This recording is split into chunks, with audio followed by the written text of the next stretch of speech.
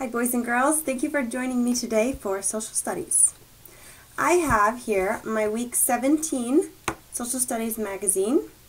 If you don't have it, it's okay, you can follow along with mine here on the screen. If you do have it, go ahead and pause me and grab it so you can follow along in your own.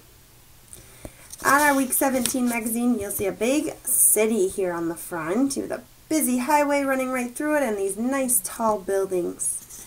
Today we're going to talk about different types of places and the human characteristics of a place. That's what it says right here in our heading. Human characteristics of a place. That is a big word, human characteristics. Now human means like us, people. And characteristics is going to describe what types of people and buildings and things and places that humans can live can be like. Okay, that might sound a little confusing right now, but I think it'll get cleared up as we go along here. So let's learn about human characteristics. Human characteristics include how people change where they live. So the key word there is where, different types of places to live. They include cities and towns. They also include roads, buildings, and houses. So where you live, any roads, any buildings, any houses, cities, towns, those are all places that we live. Okay, these are all characteristics. Let's turn to the first page. Okay. It says place, human characteristics. So we're going to read about some different places here. The first are some features. So we have political features and recreational features. And features is kind of just a fancy word in this case for like a place. Okay, that's the best way I can describe it. It says political features are shown on a political map. These features include cities and states. Okay, they include countries, and they also include roads and highways.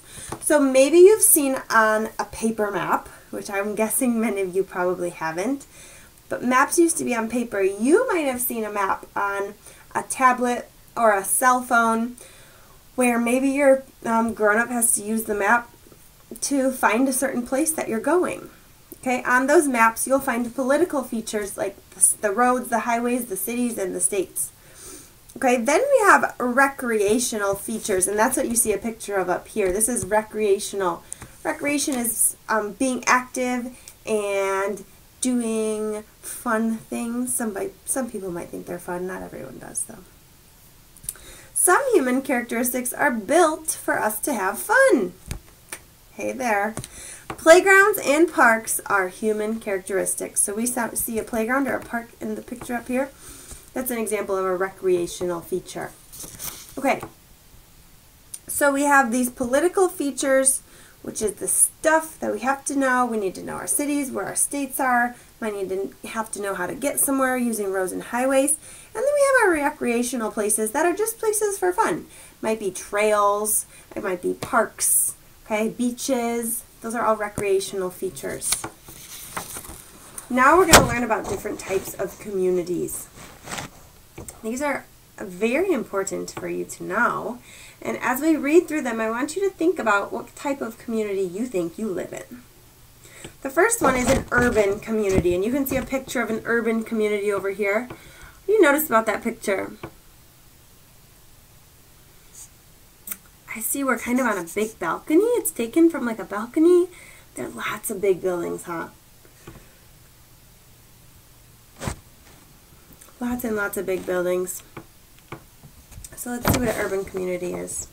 An urban community is a city with many people. Lots of people, right? That's where all these buildings are for. Those people have to go somewhere. It has stores and shops, and it has many houses and apartments. Okay?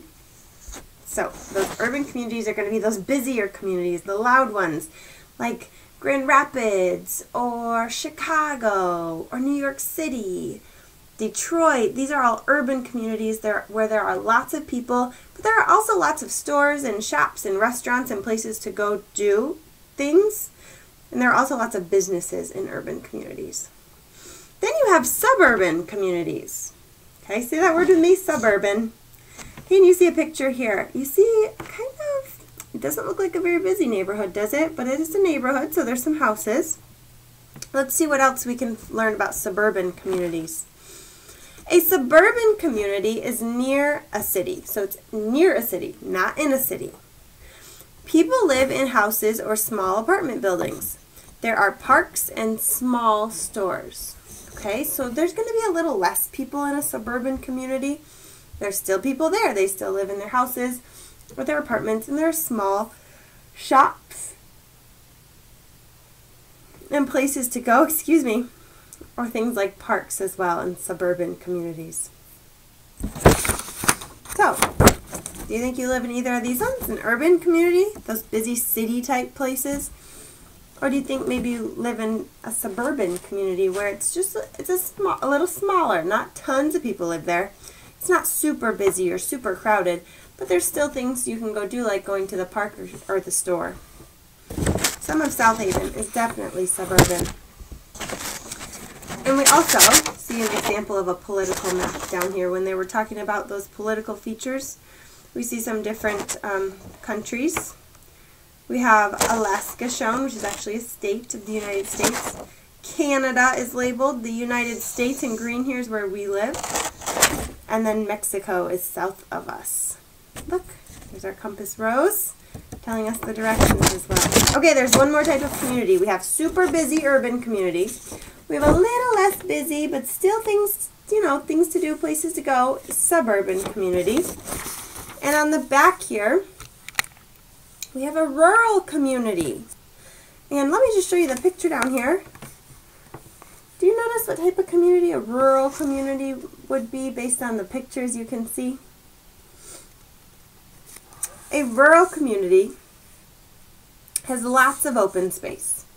It has fields for farming, and few people live there, but many animals do. So, even less busy than urban, less busy than suburban. Rural communities are more spread out. There's more space and more land. Less people, but more animals. Why do you think that is? Look at all these beautiful trees in this environment. That's good for animals to live around, right? Okay, there also might be some farmers that own some of those animals. Those rural communities are going to be where you have to go down a really long road and you see lots of cornfields around, or maybe any other sort of field. Rural is going to be more spread out. The houses are farther apart, okay?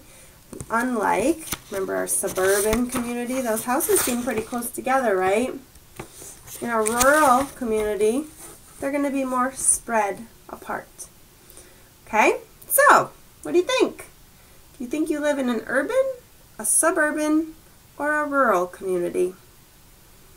Think about that. It's going to be part of your activity today. Okay, and you'll also have a couple of questions about some of the things we learned. So, use your magazine to look back at answers if you need to, and you can always come back to this video as well.